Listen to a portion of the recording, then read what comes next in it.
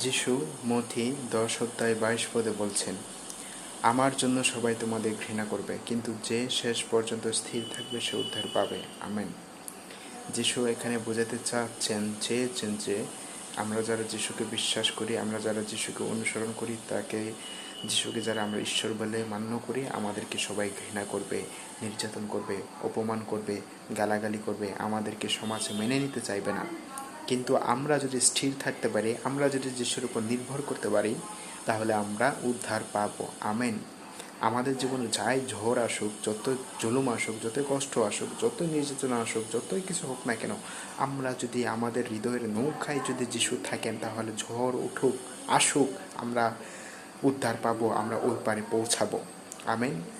তাই আমরা স্থির থাকবো, নির্যাতনে, অত্যাচারে, অপমানে আমরা সর্বদা যিশুর নামে স্থির থাকবো, কেননা যিশু জয়ী, আমরাও বিজয়ী হব। আমেন।